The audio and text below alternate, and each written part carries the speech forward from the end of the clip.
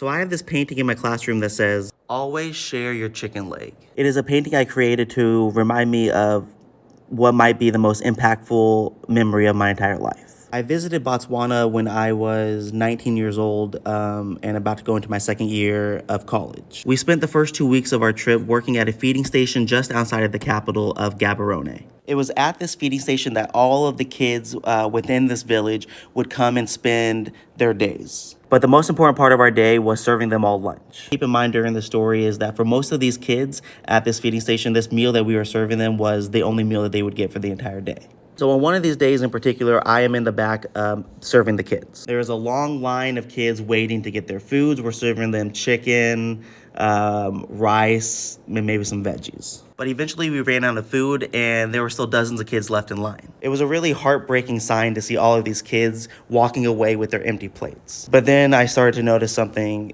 amazing. The kids who had already been served their food started walking around to the kids who had empty plates, and they started to share their food. Now remember what I said, for most of these kids, this was their only meal for the day.